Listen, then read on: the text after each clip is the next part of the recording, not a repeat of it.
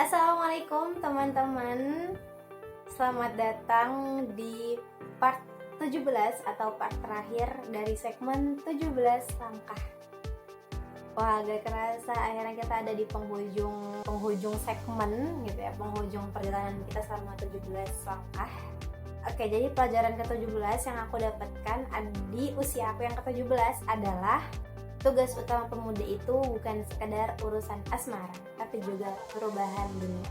Mungkin dulu waktu SMP dan SD biasa namanya anak-anak, ada rasa suka, punya rasa ketertarikan dengan lawan jenis, dan itu wajar. Tapi di usia aku yang ke-17 ini aku semakin menyadari bahwa sebenarnya hidup itu bukan hanya tentang bagaimana kita mendapatkan apa yang kita inginkan, kita mendapatkan apa yang kita impikan, tapi tentang bagaimana apa yang udah Allah tetapkan itu adalah yang terbaik. Apapun yang udah Allah tetapkan, apapun yang udah Allah takdirkan, itu adalah yang terbaik. Meskipun menurut sudut pandang kita itu nggak baik gitu. Dan sebenarnya urusan kita sebagai seorang pemuda itu bukan sekedar urusan asmara, bukan sekedar urusan cinta, tapi juga tentang perubahan dunia. Teman-teman melihat sekarang dunia semuanya, hampir semuanya ya, gak ada yang gak rusak, baik di Indonesia ataupun di luar Indonesia. Di Indonesia udah secarut marut itu kondisinya, baik ekonomi, pendidikan, sosial, budaya, dan lain sebagainya, kesehatan bahkan, itu banyak banget problematikanya. Dan kita sebagai seorang pemuda gak mungkin dong hanya diam aja tanpa berbuat apa-apa. Sedangkan pemuda itu adalah agen perubahan, adalah aset peradaban yang seharusnya bisa untuk mengubah keadaan itu menjadi lebih baik. Tapi gimana kalau misal pemudanya aja banyak yang lalai, banyak yang hanya memikirkan urusan remeh, hanya memikirkan urusan pribadinya aja, semisal urusan cinta dan urusan lainnya. Padahal umat tuh butuh kita loh. Umat itu butuh orang yang bisa menjadi agen of change, agen perubahan yang membawa perbaikan untuk peradaban kita. Jadi yang pertama yang harus kita perbaiki adalah pola pikir kita.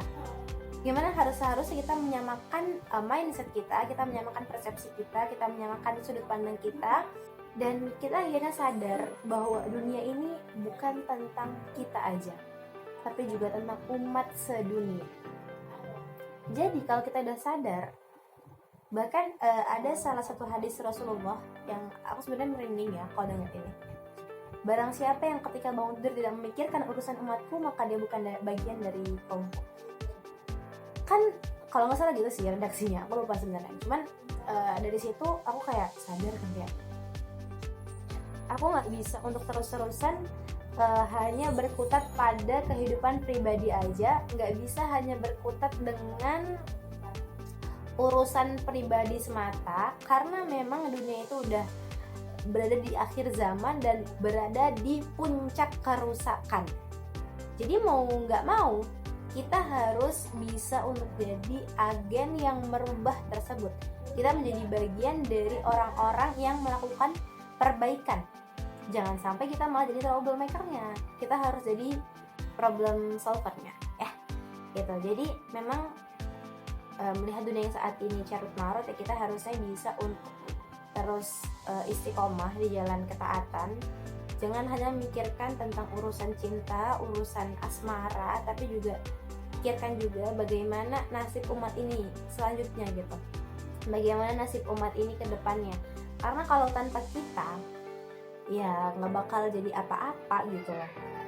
Jadi teman-teman, mulai sekarang kita harus satukan tekad dan bulatkan tekad gitu ya, bahwa kita sebagai seorang pemuda itu bukan hanya memikirkan urusan diri kita semata atau urusan asmara kita aja, cinta kita aja, tapi juga pikirkan bagaimana seharusnya umat ini menuju perbaikan dan peradaban ini lebih baik gitu. Karena kita adalah agen perubahan, kita adalah aset peradaban yang akan menjadi bagian dari perbaikan dunia. Jadi mulai sekarang ubah gitu loh. Ya nggak apa-apa sebenarnya, cinta itu fitrah gitu, tapi coba kita juga pikirkan grand vision kita ke depannya. Grand vision kita adalah dimana syariat Islam diterapkan di seluruh penjuru dunia kan. Jadi buat itu dalam rencana-rencana kita juga, tulis grand vision kita tuh di buku rencana kita, karena kita adalah bagian dari peradaban dan kita harusnya menjadi bagian dari perbaikan peradaban. Barakallahu fikum. Assalamualaikum warahmatullahi wabarakatuh.